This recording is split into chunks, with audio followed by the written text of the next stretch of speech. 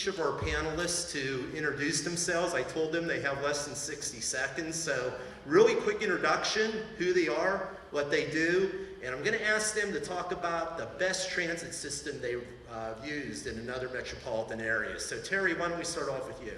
Okay, so I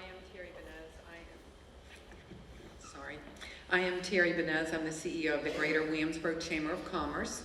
And of course, I think our transit system is the best. So I just have to say that. The people of WADA are absolutely terrific. But if I had to say one that we look at, that we watch, is Blacksburg, Virginia. They have really great, they're good on technology, looking for the newest, greatest things in regards to transit. They also have a wonderful customer experience. So that's somewhere that we look to make sure that we're doing everything that they're doing and that we can learn from them. Great. Tom? Okay, Tom Cosgrove. I'm the chair of the Peninsula Chamber of Commerce, pinch hitting today for Bob McKenna, who regrets that family travel took him out of the area.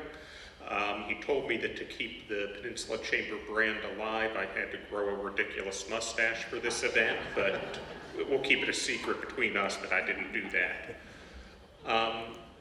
Outside of this area, I think the best public transit system I've used is probably outside of the country, in Switzerland, where it's just a lot of interconnectivity between villages, cities, towns, using every manner of transportation you can imagine, from trains to buses to cable cars to funiculars to ferry boats, and really it's interconnected and able to get anywhere you need. And for tourists, for people from out of town, they can buy one pass to use across all methods of transit. And so I heard some of that being talked about earlier, and I thought it was very effective and easy to use for somebody from out of the area, navigating language barriers and everything else. Brian? Hi, my name is Brian Stevens, and I have the distinct honor of working for an amazing staff at the Hampton Roads Chamber. As far as transportation systems, I need to shamelessly plug our Leadership Exchange interregional visits. Every year we take a group of between 80 and 100 business leaders, education leaders, and elected leaders to different regions throughout the country to try to learn best practices from what they're doing as far as their economy goes. One of the common themes of every one of these trips we've been on is that in order to have a thriving economy, you've got to have an efficient, effective, multimodal transportation system. And integral to that transportation system is public transit. So when I look at some of the places we've been, I think about Denver, I think about Charlotte, I think about Charleston, South Carolina, all have very robust public transportation systems that help create that economy that we're looking for here in Hampton Roads. This year, in April, if you're interested, we're going to Tampa, Florida. We did a pre-trip to Tampa last month, and one of the things we found out there is they have a very robust public transportation system. In fact, we took the public transportation system as we went around the city doing our planning for the upcoming interregional visit. So, Bob, I think that's some examples. Fantastic. So let's follow up on that a bit. As you all know, as business leaders, as a metropolitan region, we are in a competition. We're in a competition for human capital with every other metropolitan region in the country. How many people are tired of waking up in the morning and hearing about Charlotte on the news, right? The ads running, right? Well, how about the 757? But we need to be intentional about making ourselves as attractive to workforce as we possibly can. We all know people can live anywhere and work anywhere today. So let's start with you on this question, Tom. How can an effective regional public transportation system make us attractive to attracting the type of workforce that we desire here in the Hampton Roads region? Sure. I think it's an important tool in the toolbox in any type of economic development conversation. Businesses looking at where to locate have to consider the range of needs of their employees, schools, neighborhoods, recreation, and certainly mobility is an important part of that. On the peninsula specifically, people like to talk about our major employers, and I think, Bob, you're going to drill down on that in a short time, but a lot of people don't recognize the important network of small businesses that we have on the peninsula also, whether that's in the retail space, whether that's in the innovation space, whether that's in the hospitality space, and they need access for their employees, they need access for their customers, and so that's absolutely an important consideration that they look at whenever they're deciding where to locate both regionally and then drilling down within the region. It's also an important way to get access for different groups of employees. For example, in Newport News, we're very close to the southeast community, a historically underserved part of the region, and transit's important for people in that community, both to be able to get to training programs, whether at Virginia Peninsula Community College or to work at the shipyard. So I'll stop there. Very good. Brian, I know you and I are in a lot of meetings talking about out-migration and how we reverse that trend. How do you think public transit can help with that? Well, I think it's extremely important. I think that especially our younger generations are getting away from driving cars. I think they want to live in metropolitan areas. I think they like the walkability and the connectivity and the mobility of public transportation. And I think that's what we're looking for. So when we look at how do we attract and retain talent, I think an effective transportation system is very important to that. You know, I was involved about 8 years ago, I guess, involved in a very small way in the attraction of ADP to downtown Norfolk. About 4,000 jobs. That was huge business attraction endeavor for us. And you know, one of the leading reasons ADP articulated after they chose Norfolk was the fact that it had light rail. That was the reason that they came to Norfolk. They liked the fact that there was light rail to get their employees into their downtown area. So again, I think it's extremely important, Bob. Very good. Terry? What are your Sure. thoughts? So we've talked about with economic development, what's really important to our businesses is can we retain our people? Can we retain our workforce? And what does the workforce look like for new businesses moving into our area? So I took a step back and I said, let's look at what our Williamsburg area, WADA, what does our service line look like? So if you look at the service area, we have over 81,000 people, and that's 36,300 jobs. So if you think if transit is important to our economic development and keeping our people, it is huge. On our service area alone, we have 13 senior living facilities. We have 59 schools and childcare facilities, 27 public housing, 21 pharmacies, 72 SNAP retailers. So the reason I tell you that is we look at it in two ways. How can we help people get to these jobs, and how can our businesses fill the roles that they have? So just our service area alone is making a huge impact on the retention because people can get the rides because they need the rides to get there. And a side note on part of this question is we talk about retention. I want to talk about WADA in another angle for retention. We talk about do people like their jobs? That's a big important part of WADA or for all of our workforce. And if you think with WADA, it's like a lot of other transports like pilots or operators, they get to bid on the routes that they work on. So a question to me is, do they switch around? There's 12 different routes in the greater Williamsburg area. So do the operators switch to different routes? And how do you keep them engaged? How do you retain them? They don't.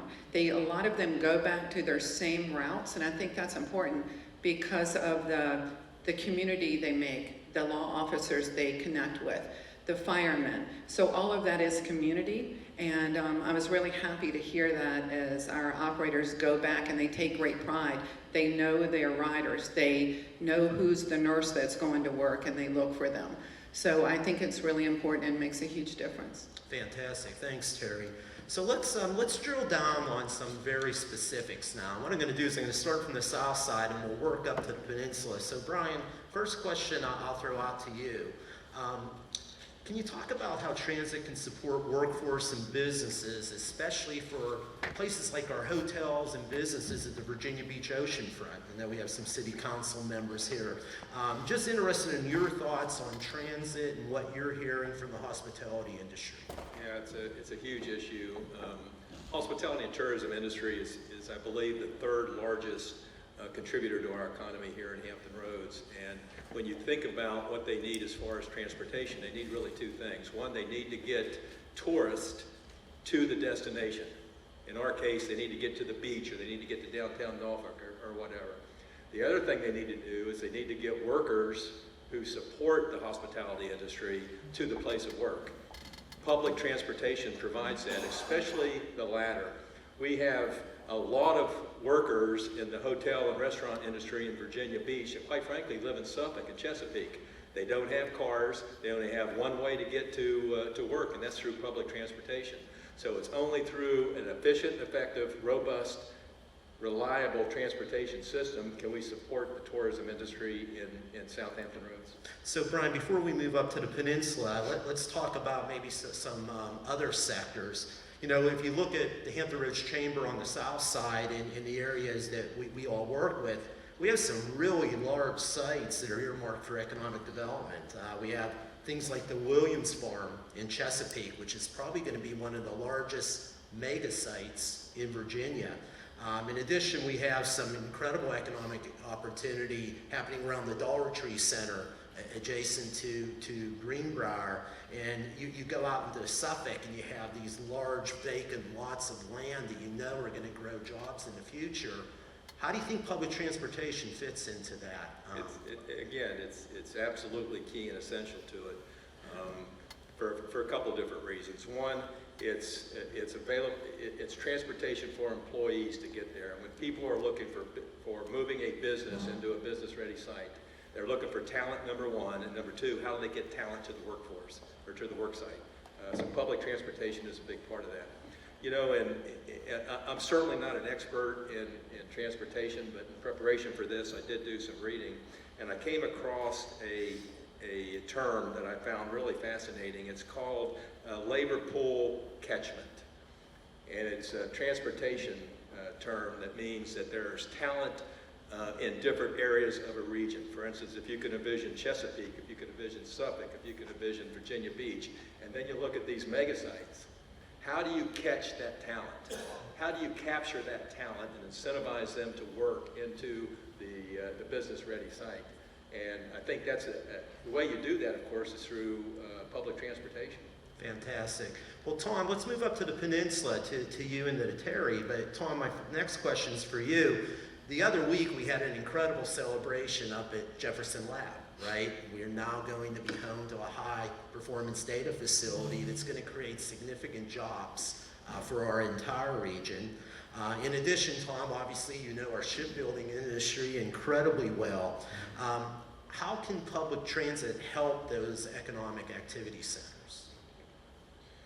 Well, you left out NASA, and I do have to give a plug, Yes, as the yes, peninsula sir. is the center of innovation in science and technology in Hampton Roads and really in Virginia. So between all three, Jefferson Lab, NASA, and the shipyard, I mean, that's a lot of employees, a lot of people in high-paying jobs, and a lot of other support businesses that feed all of those employers.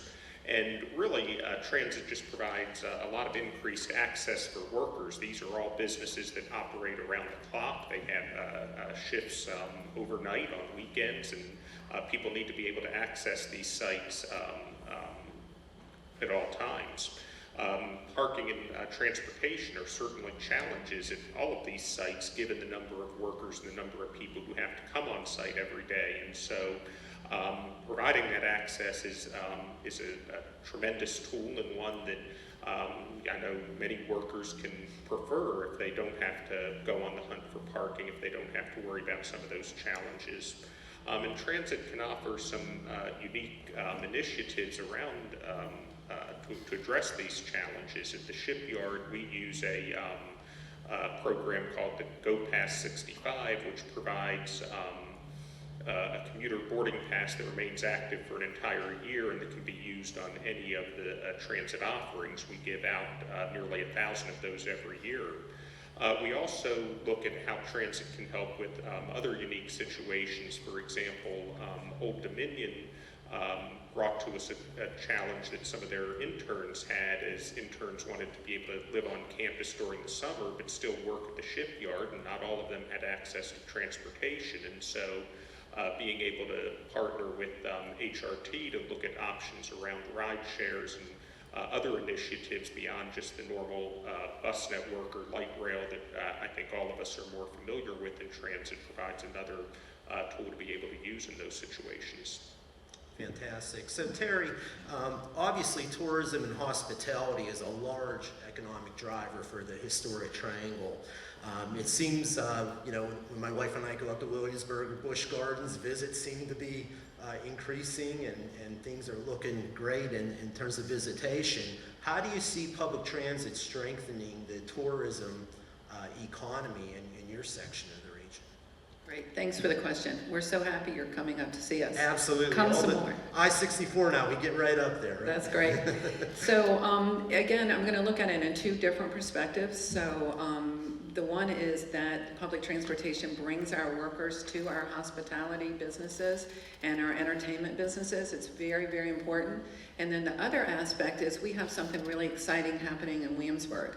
As of September of this year, September of 2023, we now, WADA controls or has taken over the Colonial Williamsburg buses. And so that opens a huge opportunity for us. So you used to be able to get on a Colonial Williamsburg bus and tour the historic area, but we have something really neat that's happened in public transportation. And this is now, I'll give you an example. You could stay at the Great Wolf Lodge, which is one of our hotels, and you could get on a public transportation and take a ride on public transportation down to Colonial Williamsburg or out to Busch Gardens. And so we see people using that more of our tourists. So it's a unique thing that is happening more, and where the chamber is giving them exposure to let the tourists know that they don't need to drive downtown, they can take public transportation. So it helps in two ways. It not only helps with our workforce and bringing the people in to be able to work at our businesses. And an interesting fact in the greater Williamsburg area is only 35% of our population has a second car. So we have a lot of people that work in the industry that are only one-car households, so they depend on public transportation. So it's a huge driver for our tourism and in the area. Fantastic. So let's do this one as a toss-up question. If one or two you want to respond. Healthcare continues to be a growing sector in our region. What are you hearing as business leaders from our healthcare sector, and how can public transportation lean in and assist? Well, I think it's the same. That public transportation is key to a robust and efficient healthcare system. When you think about the number of healthcare workers we have, and if you think about the different shifts that they have to work, a lot of them need to rely on public transportation to get to the hospitals and clinics and those type of things. When you look at our patients, how many patients need public transportation to get to their appointments? And I would bring in an issue of support for social equity. I mean, there's a lot of communities out there that are underserved. They don't have transportation, but everybody needs health care. In order for them to get to where the health care is, they need public transportation. Terry or Tom, anything you want to add to that? So for us, the public transportation is really important for healthcare, for emergency situations. The paratransit, that's something that we haven't talked about, but it's so important. All of our buses are set up for paratransit. So if there is a catastrophe or a disaster, we help with that. So that is huge. We transport not only people, but food in an evacuation or an emergency situation. So that's huge, I think, for all of us.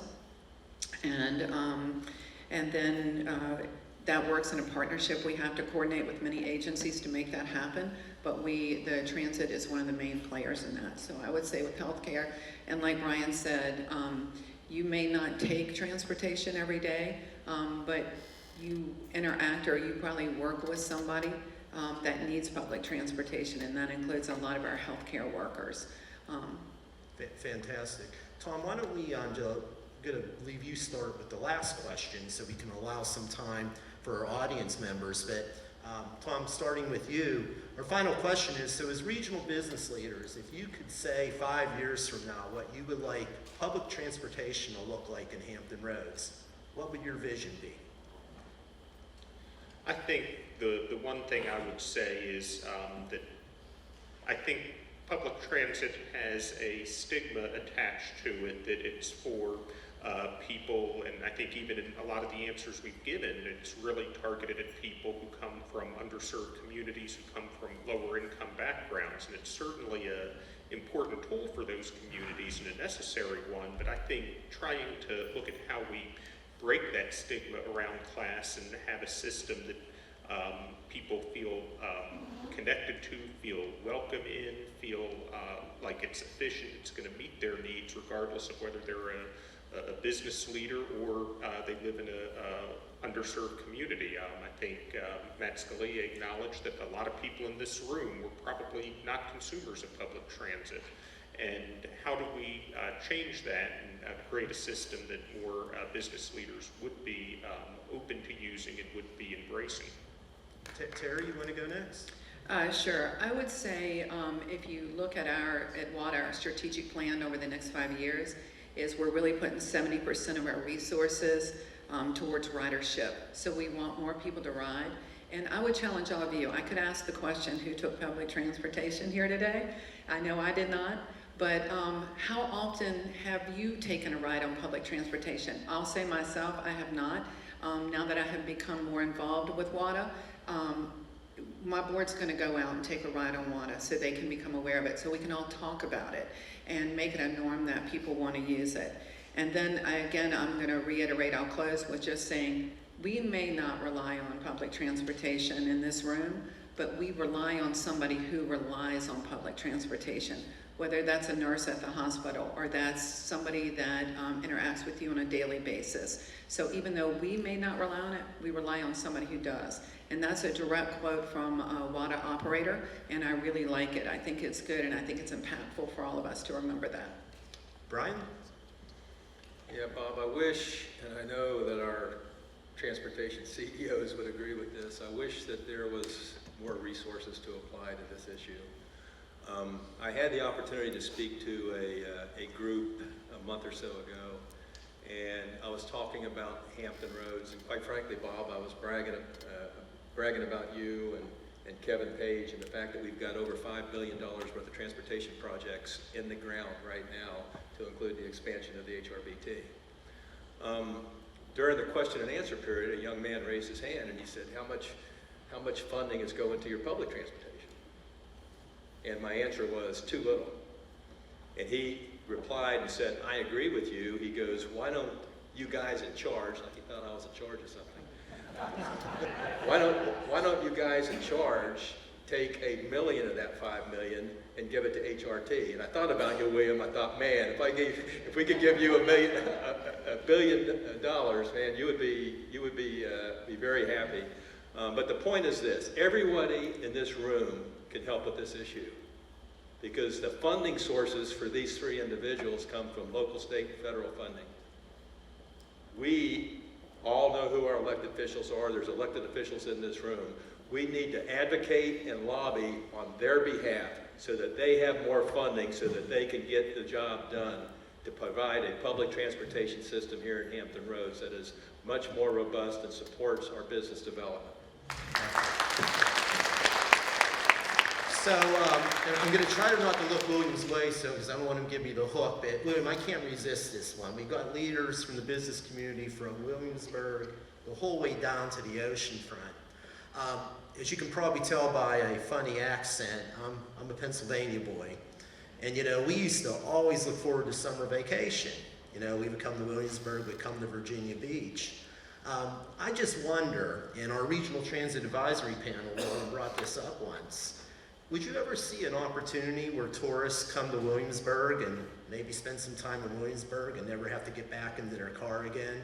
And there might be a tourism connector that would connect all the tourist assets the whole way down the peninsula, the whole way down to the south side and the Virginia Beach oceanfront, and tourists could ride this tourist circulator. And any thoughts on that?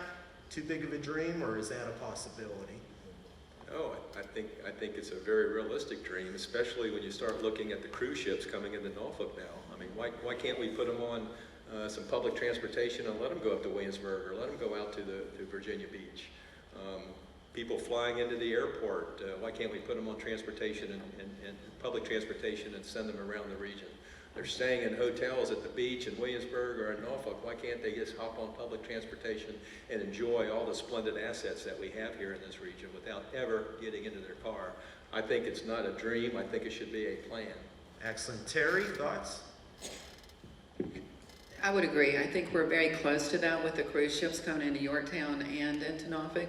So I think we're there already, but it's not public, it's more private right now. Put them on buses to go to the different locations, but no, I share that dream too. I think people are already doing it. We already have data that shows they're in Williamsburg and in Virginia Beach, but how can we use public transportation to open it up for more people? Fantastic. So, William, if okay, I'd love to open it up for a few questions.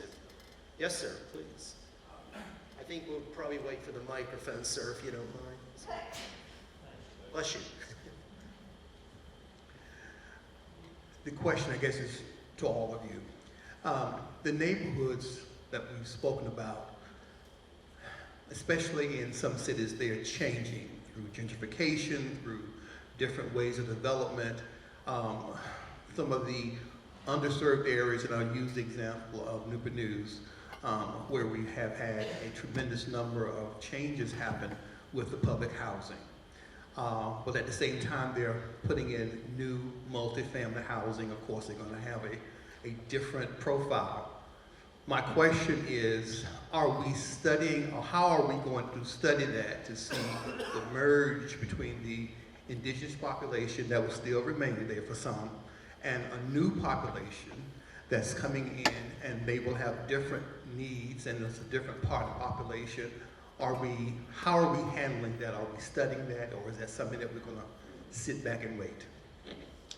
Terry? I can take it from Williamsburg. I had a conversation about this yesterday, and I won't give you the specific neighborhoods, but they are changing, and we want to make sure they're covered. I know with WADA, we have advisory committees that of members who are in the community and different representatives. So we are actively looking at them and looking if we need to change or where the stops are and how we can approach the community. So there is an advisory committee that actively works towards doing that. I asked that exact same question. Any other thoughts from the panel? I think it's a very valid comment, and from my perspective, it seems that growth always outpaces the infrastructure and the processes and procedures that should support that growth. You look at our school systems, you look at our transportation systems, you look at all of that, and growth always outpaces it. So I think it takes some real thoughtful strategic planning to address the issue. Other questions for a panel? We have one here. Hi, good morning. My name is Regina Hall, and I work for the Norfolk Naval Shipyard in Portsmouth, and I'm the program manager. I'm the VUN official that approves all the benefits for employees to receive benefits to receive mass transit. So we're having a problem that, the transportation, as far as the buses, and the hospital as well. So the question was, as the shipyard commander was basically asking, that if we could have, like, at the park and rides buses, express buses on each in Hampton Roads area to come to and from the place of duty station back to the park and ride. So it's just that, parking can be really difficult, especially in Portsmouth and also on the shipyard. So is there anything that is in the works for the government employees? Because I know you mentioned Newport News, but Norfolk Naval Shipyard, and I know that NOB, they had an express bus that went back and forth, but it was never nothing for Portsmouth Naval.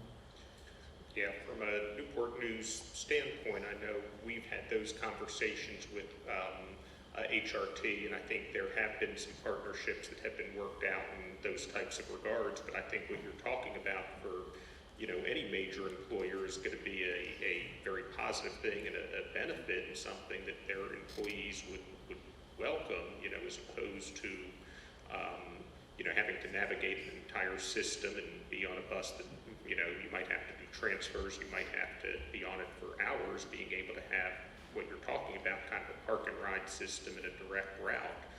Whether there's things in transit, I'll leave that to the WADA, WADA and the HRT and Suffolk folks to answer. I'm not going to speak for them, but I think from a business perspective, what you're talking about is logical and makes sense. Thank you. Brian, anything to add to that? No, I agree. I know that William is on it. I know his team is on it. They're always talking to base commanders and trying to address the transportation needs of the employees on all the military bases. And I think as we envision continued building on what we have for public transit, I know our transit agencies are very interested in this type of input. So thank you, and maybe that's a conversation we can follow up on. Other questions for our panel? Yes, ma'am. Got a microphone coming over. Oops. The panel spoke about getting people, the tourists from one place to another. I can remember back being a 26-year Hampton Roads Transit operators. We did have that service in Virginia Beach where we had the buses that took the tourists from down at the hotels, to Busch Gardens and Water Country. Maybe the transits need to go back and look into what they used to have and try bringing some of that service back, because we did have at one point that service that connect our tourists to come out of the Hampton Roads to go into Williamsburg area. It was called an express bus. With a certain time they got with the hotels workers, maybe they need to look back into that service of bringing our tourists from Virginia Beach back into Williamsburg. Yes, thank you. And certainly those are some things that if we can secure the funding, yeah, it sounds like some of those opportunities could be built upon. So maybe one last question and we have right here, because I'm getting the time sign here in the back. Thanks again. Catherine Tyler, Norton here. I'm a Harry Transit user, and I've also ridden fixed route transportation. This question is for all of you, and earlier it was mentioned about the stigma riding public transportation, and a gentleman mentioned gentrification, how's that changing. What activities, what campaigns are being planned to dispel some of those stigmas, and also to promote the advantages of using public transportation? Any thoughts from our panel? Well, again, I think that's probably a question more directed towards our transportation leaders. Matt, you got a comment on that, or William? I think so. So we'd love to talk about outreach, right? So initiative we're trying to implement in our area is getting with the high schools. My daughter's in the class, independent living. Great, live independently. What is that? How to write a check, how to mail a letter, how to ride public transit. And I think that will go a long way in breaking that stigma of it's not intimidating. Just get on the bus for the first time, be part of that school curriculum for them. That'll help certainly them, but then broaden that to the entire community. That's one example. And then other outreach with organizations throughout, and working with the chambers is so important to help try to break that stigma. But that's a great question, a great concern we share. I would add, I think it's even more than the stigma of riding public transportation. I think it's cultural. I've lived in a lot of different places, and every place is different. They have a unique culture. Hampton Roads has a culture of driving. I mean, we're drivers. I think Terry asked a question, how many of you rode public transportation here? I don't think probably nobody did. Although it could have been easy to do, but we decided to drive our car for various reasons. And so how do we incentivize drivers like us in this room to actually take public transportation? That's in addition to addressing the stigma issue that I think we need to address. So Brian, real quick, and I know William needs to keep us on schedule here, and he has another item, but I'd just like to conclude with three things. First off, how many people in the room have been on the bus in the last 12 months? Actually, William, that's excellent, isn't it, for a room? And for all of us, I think, you know, the first thing I would say, let's get on the bus, let's ride it. Whether it's the Tide, whether it's the ferry, whether it's the bus route in WADA or in Suffolk or at HRT, I think we have to be intentional about riding the bus. Second thing is, let's tell the story. You know, William, you're doing a great job at HRT, you know, unleashing this 757 Express. But I think it's time to tell people, if you haven't been on our system in a while, give it another try, get back on it. You know, you have 15-minute service intervals down Virginia Beach Boulevard. You have 2 other routes up on the peninsula past Jefferson Lab with 15-minute service intervals. Things are happening at WADA and Suffolk that you heard about today. We got to encourage our friends, our colleagues, our neighbors to get on the bus and give it a try. And then the third thing I will say is advocate, advocate. I think it was Brian that said this, but William, we know how hard it is, right? We go up, we go to the General Assembly. We were excited about bringing $32 million a year for operating funds for public transit, but we need so much more, so much more. We need to, as a group, talk to our General Assembly members, talk to our elected officials. Public transit, yes, it's a transportation investment, but public transportation is a community investment, and it's a quality of life investment. And honestly, if I were to ask any of these leaders, Brian, we talked about all those large economic development sites. Are we going to, you've been in the rooms, are we going to be successful in attracting business there without a public transit system? It'll certainly be more difficult. Absolutely. So I think if we want to lean in and make this region the best it can be, this is an imperative. So, William, thank you for the opportunity. Could you give our panel a